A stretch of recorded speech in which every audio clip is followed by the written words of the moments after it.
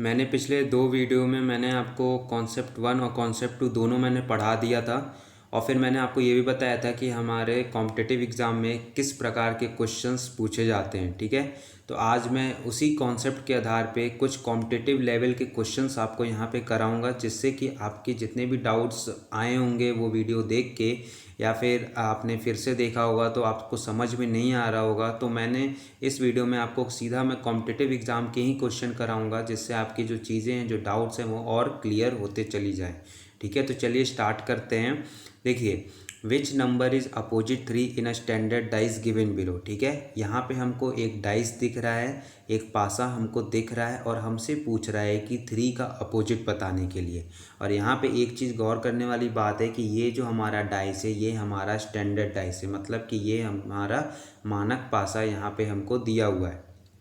ठीक है, तो जब मैंने ये कॉन्सेप्ट 1 पढ़ाया था तो मैंने आपको बताया था कि आपके जो क्वेश्चंस हैं वो आपके स्टैंडर्ड डाइस से ही आते हैं, वो आपके जनरल डाइस से नहीं आते। आपके क्वेश्चन मानक पासा से ही पूछता है कॉम्पिटिटिव एग्ज़ाम में, साधारण पासा से नहीं पूछता है। तो यहाँ पे हमको 3 का अपोजिट पूछ रहा है और हमको क्वेश्चन में ये दिया है कि हमारा जो पासा है वो हमारा स्टैंडर्ड डाइस है, मतलब कि मानक पासा दिया हुआ है। ठीक है, तो मैंने आपको मानक पासा का डेफिनेशन बताया था। मानक पासा उस पासा को कहते हैं कि यदि आपका जो पासा है उसमें जो दो अपोजिट फेस में जो नंबर लिखे हैं, अगर उसका जोड़ मतलब सम 7 होता है तो वो पासा हमारा मानक पासा कहलाता है। एक बार मैं फिर से रिपीट कर देता हूँ। हाँ, आप सभी ने पासा देखा है, बस पासा को इमेजिन करिए और उसमें आप ये इमेजिन करिए दो अपोजिट फेस। दो अपोजिट मतलब कि दो विपरीत फेस, आगे वाला फेस और या पीछे वाला फेस।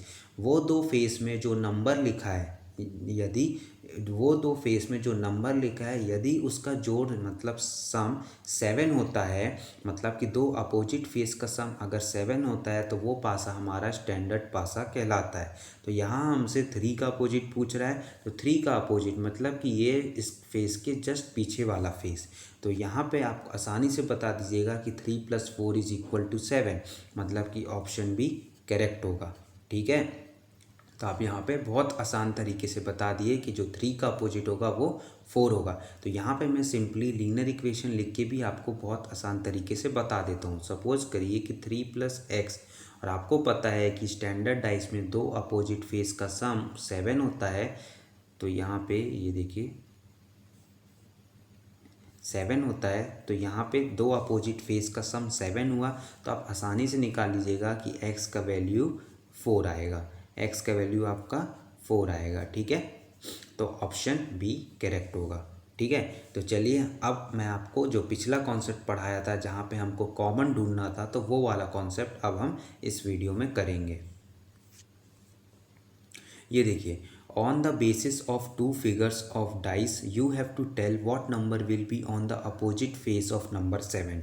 यहाँ पे नंबर 5, यहाँ पे हमको दो डाइस दिख रहे हैं, दो पासा आपको दिख रहा है और आपसे पूछ रहा है 5 का अपोजिट बताने के लिए, the opposite face of number 5। ठीक है, तो मैंने आपको क्या बताया था, अगर आपसे किसी नंबर का अपोजिट पूछे तो आप सबसे पहला काम आपको क्या करना है कि आपको कॉमन ढूंढना है कि आखिर वो दोनों डाइस में, वो दोनों पासा में कितने नंबर कॉमन है। तो यहाँ पे आपको ये देखना होगा, जैसे पहले वाले में 6 3 4 दिख रहा है और दूसरे वाले में आपका 5 1 3 दिख रहा है। तो ये देखिए आपका जो नंबर 3 है वो कॉमन है। आपको ये पता चल गया कि हमको दो डाइस गिवन थे और उसमें हमारा एक ही नंबर कॉमन है, कौन सा, 3।